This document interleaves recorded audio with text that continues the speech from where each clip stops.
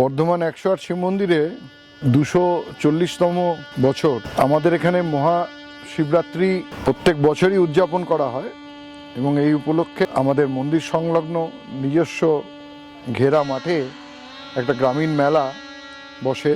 ১৫ই ফেব্রুয়ারি শিবরাত্রি, কিন্তু আমরা শিবরাত্রি উদযাপনটা এবারে ১৪ই ফেব্রুয়ারি থেকে শুরু করছি। ১৪ই ফেব্রুয়ারি সকালে 10টা থেকে একটা ক্লাসিক্যাল শিবের আরাধনা নটভৈরব একটা অনুষ্ঠান করছি।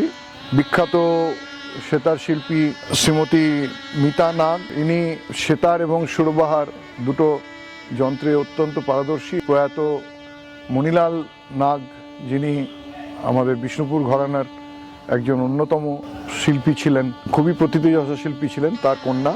সানাইয়ে হাসান হায়দার, আলী আহমেদ হোসেন বাংলার সানাই বাদক, তার পুত্র।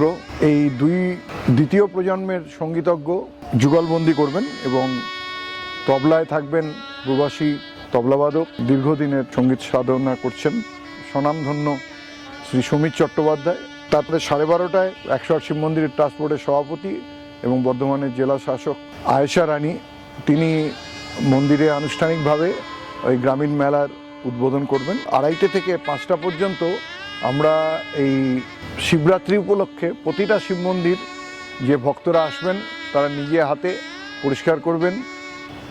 আর এটা একটা করসেবার মতো নিজ হাতে শিবরাত্রির ঠিক আগের দিনই এই পুণ্য লগ্নকে স্মরণ করার জন্য এই অনুষ্ঠান করা হয়েছে।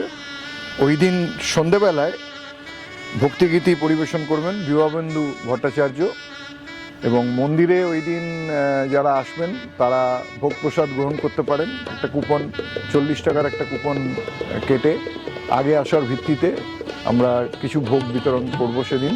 পাশাপাশি আমাদের যে এখানে মন্দিরের যে ক্যান্টিন আছে, সেখানে যারা সকাল থেকে এখানে আসবেন তাদের খাওয়া সংগ্রহ করে নিতে পারবেন। পরের দিন 15ই ফেব্রুয়ারি সকাল থেকেই মন্দির খোলা থাকবে, সারা রাত্রি খোলা থাকবে, রাত্রি জাগরণ। তার পরের দিন 16 তারিখ রুদ্রযজ্ঞ হবে, কারণ এবারে তিথি অনুসারে যেহেতু দুপুর 3টের সময় শিবরাত্রি শুরু হচ্ছে, সেহেতু রুদ্রযজ্ঞটা পরের দিন সোমবারে যেটা করা হবে।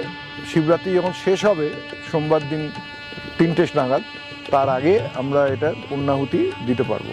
শিবরাত্রির দিন রাত্রিবেলায় যারা রাত্রি জাগরণ করেন, যারা মন্দিরে থাকেন, তাদের জন্য রাত্রি 7টা থেকে একটা বাউল গানের অনুষ্ঠান হয় 10:30 পর্যন্ত। তারপর 10:30টার পরে সারা রাত ধরেই এই ভক্তিমূলক সিনেমা যেগুলি আছে সেগুলি দেখানো হয়। রাত্রির 4 প্রহরে যারা মন্দিরে মন্দিরে জল ঢালেন এবং পুজো করেন, তাদের জন্য সম্পূর্ণ নিরাপত্তা সহ সারা রাত মন্দির খোলা থাকবে। অসংখ্য ভক্ত আসেন, তাদের জন্য সমস্ত রকম ব্যবস্থা, পানীয় জল, বাথরুম, সিকিউরিটি এর টোটাল ব্যবস্থা থাকে। জেলা প্রশাসন সবাই সহযোগিতা করে। তো আমরা আশা করব আপনিও যদি শিবরাত্রি পালন করতে চান, এই 3 দিনের ভেতরে যে কোনো একদিন অনুষ্ঠানে আমাদের সাথে আসুন, মন্দিরে আসুন। মন্দিরে এই সময় মন্দির আরও বেশি মনোরমভাবে সেজে উঠবে। ফুলের যে সমাহার, সেটাও দেখার মতো হয়েছে।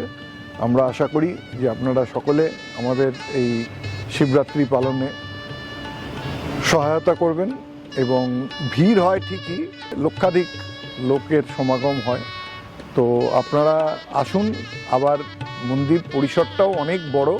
এই মন্দিরে একসাথে প্রায় 2 লক্ষ লোক আসলেও মন্দিরে কোনো স্থান সংকুলান হয় না, এতই বড় মন্দির।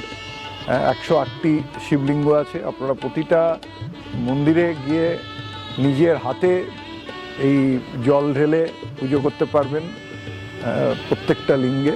এটা একটা বিশেষ আকর্ষণ। শিবরাত্রির দিনে সনাতন ধর্ম অনুযায়ী শিবরাত্রি হচ্ছে শিব এবং পার্বতীর বিবাহের দিন এবং সেই দিন এছাড়াও শিবের যে তাণ্ডব প্রলয়, তারও রাত্রিবেলায় উদযাপন, জাগরণী যেটা হয়, সেটা এখানে উদযাপন করা হবে।